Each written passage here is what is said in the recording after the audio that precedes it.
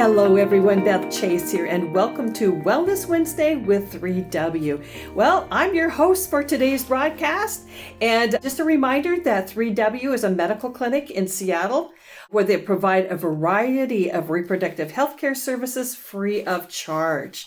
Well, I'm really glad that you've joined us for today's episode because I have with me here today Helen Nguyen, who's the CEO of 3W, and we're going to talk about, here it is, should you disclose your STI status before hooking up? So welcome, Helen, and let's just jump right into this great conversation here. Yes. About, because you hear a lot about hooking up and some of the things that everyone should consider when hooking up. Yes. But particularly because you're a medical clinic, I know that you provide a lot of women as well as men. Yes.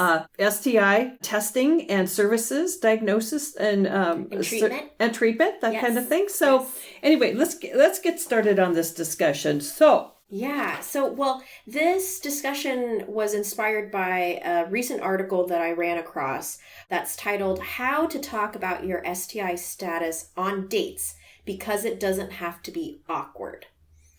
So I was reading through this article and I was kind of surprised of how much they minimize the importance of bringing up your STI status with a new partner that you might engage in sexual intercourse with or sexual activities with. Because right off the bat, in the first paragraph, they talk about, they give me a statistic. They said, there's a decent chance your date has had an STI at some point because an estimate 1 in 2 sexually active Americans will contract a STD by the time they turn 25. Mm-hmm. Those are really high numbers. Those, yes, I would agree. Yeah, and that was based according to the American Sexual Health Association. So people can look it up if they want to fact check me. And that's consistent with what we see here in the clinic. We've had an increase of patients coming in for STI testing and treatment recently, and it's actually our most popular service, which is great because I'm really glad that people are coming in and getting checked and being responsible. But what was surprising about this article was, again, how they broke it down in 3 sections. They broke it down to when to bring it up, how to bring it up, and tips for feeling more calm and confident. And I just thought some of the suggestions from these so-called experts made me a little uncomfortable with how they minimize the importance of talking and being honest and being transparent with someone new that you're about to engage in sexual activity with an STI that you currently have or have had in the past. I think when you're going to engage in something like sex that's very intimate, you should disclose certain things to this new person to make sure that they are well aware of what they're getting themselves into. So Helen, is this like a full disclosure that includes past STI history or only the current status of their STI experience at that time? I think it's good to let folks know that you're a responsible human being, that if you're going to engage in sexual activity with multiple people, that you should say, I've had this STI in the past, but I just wanted to let you know I've taken care of it. I've sought treatment. I know I've reached out to a place like 3W. I've gotten tested. I've spoken to their medical providers, and I now have education about this STI that I've had, and I no longer have it. I think, education is always really empowering. And I think if you have that type of conversation with someone, they would appreciate it, that you were responsible enough to sought out treatment for something you contracted from another sexual activity. So Helen, do you think that it's equally important for us to take responsibility for our own knowledge about an STI? Yeah. Because I could imagine that some people would say, well, in following your advice, I have this STI and they can name it, but if their partner doesn't understand it and fully the risk, minimal or major risk that they may be incurring with having intimacy with that person. And I know you do a lot of that here at 3W. I've seen the nurses educating, helping men and women to understand STIs. So can you tell us a little bit about what you do here? Yeah, all of our appointments are up to an hour with a medical provider. And that really provides a safe space to talk about the STI that a patient comes in and is concerned about. And we have literature that we give to our patients. We have a whole slideshow about STIs, pictures and diagrams and for those that are more visual, that could say, yeah, that's something I noticed that I have on my body. No, it looks a little bit different than this. And then we test for the full STI panel. And so you have a more in-depth conversation with your medical provider to make sure that it's the correct tests that you should get, and maybe some other ones that you need to consider, and then why it's important for you to get tested for that specific test and why you should consider these other ones. And because we make it so affordable, we make it so accessible, there's really not a good reason to not come in to 3W and take advantage of that service. Because you walk away going, okay, I know how to prevent this from happening again. I feel much more at ease knowing that it's not a death sentence. Just all these assumptions that you might have about STIs. Sure. So what are you finding here at 3W is the most common STI? Chlamydia and gonorrhea has been pretty popular, testing wise. I know that King County, when we ever have a positive test result come back, we are mandated legally to turn in that data to the King County. They collect all the data for STIs. Yeah, Department of Health? Department of Health, yes. Thank you. They collect all the data so that they can put it on a website so that people can track it.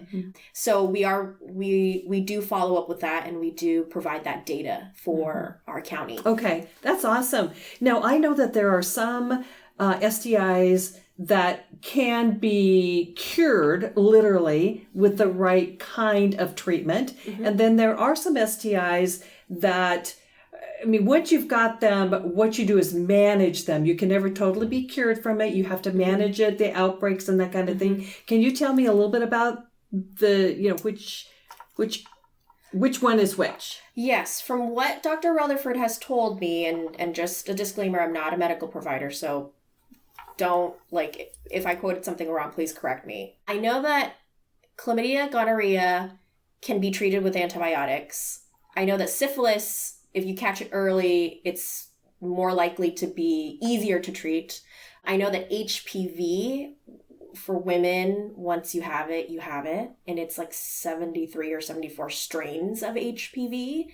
But it depends on your age. If you're young, that HPV can eventually kind of go dormant or not flare up, or not have your cells, mutations of cells in your cervix. And then there's HIV that I think is you're going to have to live with it forever. And as well as some strains of herpes as well. Okay. That you'll be able to manage for the rest of your life, but it will never completely go away. I know that for HPV, for men, you can now get testing in your throat, but nowhere else. So other openings in your bodies are not testable, but for women, you can do a pap smear and test for HPV. So really the testing is not extraordinary. It's not painful. It's just makes good sense. But I also think that it's so important to understand these things, because when we're talking about our main topic tonight about, should you disclose your STI status before hooking up? Well, you need to know what not only what the status is, but exactly what was the STI And therefore, that helps you as a partner to be able to know whether or not you even want to proceed. Right. And we always encourage patients that have had a positive test result to come back and get retested, I believe 3 to 4 months after their positive test result the first time, to make sure that the treatment plan worked. That makes sense. So we've had plenty of patients take care of that for just peace of mind. Okay. So yeah. Okay, so let's get back to this article that you read and some of the statements on there that you felt were, you would just like to push back a little bit.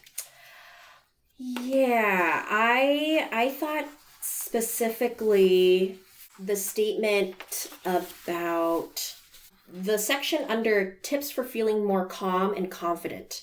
So this expert was saying using destigmatizing words and phrases like common and skin infection may help to alleviate any anxiety on your date's end. So when you're disclosing your STI, she's suggesting that you use, to me, what she's suggesting is that you minimize it, that you not own it, that you kind of skirt around the seriousness of this STI that you currently have or had.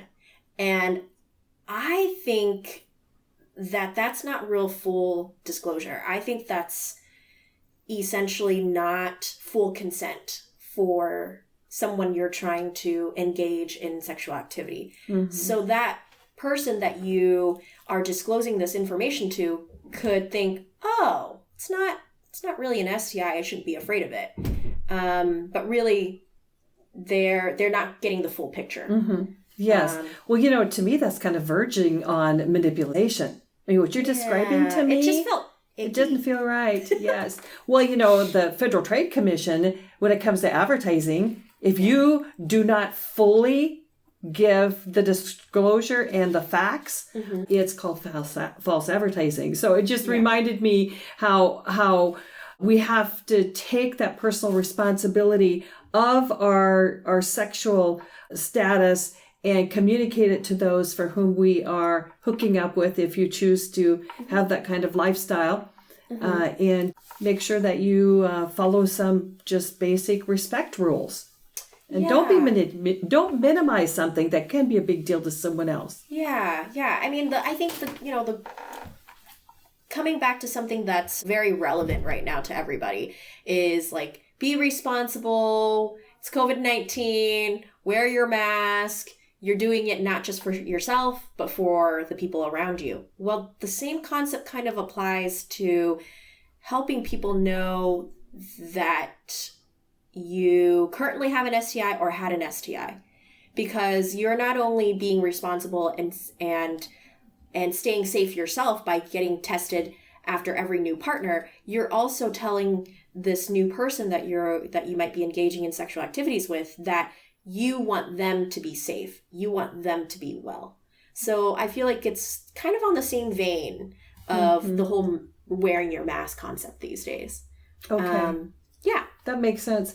So in again, looking at what is the responsible, caring adult actions that you're suggesting that really need to be communicated to someone prior to having intercourse or sexual activity with them, just means it makes sense to me to take responsibility for that. Now, with what you're experiencing here at 3W, you also work with the partners or partners of. Yes, we do. We encourage if you.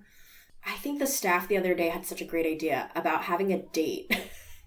Come in to 3W and have an STI date where you both come in and get STI testing, and then you can show it to each other your results afterward and say, hey, we're both responsible people who want to get closer, want to move forward with this relationship. Let's have an STI date together and then go get some Chinese food takeout and, talk about what we learned. Yes, yeah. If we really want to incorporate it into a lifestyle, like I said, if you're going to engage in this lifestyle, I think you need to incorporate it into like, let's do this together. If that's what this article is all about, destigmatizing STIs and talking about STIs. I think they needed to give me more, I don't know, tangible activities to do rather just like downplaying STI results. I don't think that's the responsible thing to do. Okay. Yeah. Okay. So for an STI test, the services, the medical services are free of charge. Correct. But if there are lab fees, so if you want a chlamydia test, you want a gonorrhea test, there is a lab charge that is associated with it. Of course, we never spring it on any of our patients. We always, we give them this menu that they have the test, the name of the test, and then they have how much it cost. What I can guarantee is that our prices are so low. A pap smear is $18. Wow. For an HPV test, which is that you can do at the same time as a pap smear, is like, I think $41. In some places I've heard $300. Goodness. Yeah. And yes.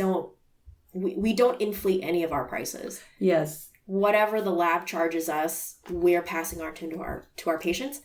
But we also serve vulnerable populations such as folks that are homeless or those that are sex workers. So sometimes folks that have those life situations, they don't have the money to pay for these testing. And we always encourage patients, come in and make an appointment anyways. We can work with you. There's a sliding scale that we could apply for you. Don't let financial fears be a barrier for you to come and be well and get checked. Well, I think it's important to remember here too the uniqueness of 3W, because it's one of your core values here is that you do not make any money off of the services that you provide. So that when people come, they're simply paying for the lab fees of which you don't have any power over. But the actual consultation, meeting with the medical professional, that kind of thing, that is absolutely free of charge. It's completely free. Completely, yes. And that's why you're so popular. That's why so many are coming to see you, because again, I've seen the exit surveys of people who just love you. Yeah. And they love the staff and they love everything about being here. So people can't believe how low our prices are. Because they've been to other places and are comparing services, prices, time spent with provider. I mean, it's a huge difference. Yes. From what they get here. And we're just really proud of that. Yes. And so you would encourage, come in as a couple. I think that's funny when you were describing that. I was thinking, okay, I've heard about couple massages together. And this is come on in as a couple. But the thing I do like about it's such a mature thing to say, we're going to be responsible and we really care about each other's individual sexual health. Yes. So let's prove the fact that we are serious about this before. Now, you did mention in passing, and I just want to circle back a little bit, that what are they saying? How often should you have an STI test? What's the recommendation? How often? It's after every new partner that you have engaged in sexual activities with. But with the hookup culture these days, I would encourage you to get tested anytime you think, okay, because from what I have observed is that just because you're seeing this one person consistently, if you haven't had the conversation, okay, is it just going to be the two of us? Is this going to be a monogamous kind of thing? If you haven't had that conversation and you're wondering about that, maybe you should just come in and get tested just to have peace of mind. Because if that status hasn't been established, then you don't really know if the person that you're kind of seeing off and on every few weeks or something like that is not the only person that you're there with. They could be with other people. And I'm not trying to say that to make anyone scared or use fear-based kind of tactics to get you to come in. It's just reality. And I think that if you suspect anything, if you want to make sure, and you haven't had that conversation with someone that you're engaging with sexually, then this might be a good time to do that. And again, come in and both get tested together. Mm-hmm. Well, isn't it not true that some STIs are asymptomatic? Yeah.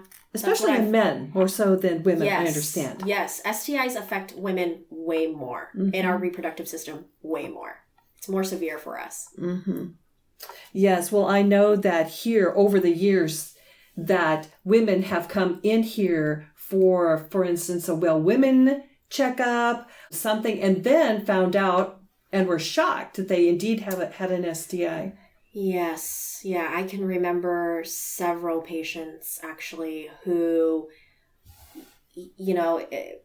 expressed to our medical providers that they were very careful with who they picked to have sex with and were very upfront with what type of relationship they want from that encounter, and were very surprised and saddened to know that they contracted something they now have to live with for the rest of their life. And so, we've had patients leave in tears because of that situation. And we are honored to be able to walk with them, educate them, and make sure they know that their life can go on after this diagnosis. And it's not the end. It's not, okay, like you're going to die from this or anything like that. It's now, how do we manage? And so it's been a great privilege to be able to walk alongside those patients and serve those patients. Makes sense. Well, we need to wrap this up. Our time is screaming at us. And so we're going to, draw this particular episode about should you disclose your STI status before hooking up to an end. But before we do that, Helen, I would just like to ask you, what is the one thing one message that you want to leave to the listening audience about this topic? Yes. My one message is people need to be responsible and own their STI status by disclosing when their health affects others prior to engaging in sexual activities. Sounds very mature. Yes. And that's what we're about. Yes. Educating, informing, letting people make their own choices, Yes. No matter what. But we just want to make sure that they're making an informed choice. And honestly, what a better place to get informed from than a place that doesn't make any money from the choice they make. Thank you, Helen. And thank you, listening audience, for listening to this episode of Should You Disclose Your STI Status Before Hooking Up? And if you want to find out more about 3W, go to their website. It's 3wmedical.org. That's the number 3, the letter W, and the word medical, and then .org. Also, if you'd like to join the 3W community by donating to the cause to ensure that every woman in Seattle has access to a free medical clinic that doesn't make any money from the choices she makes. This is a unique group, and they're here to serve the Seattle women and their partners. So until next time, may you stay healthy and be well.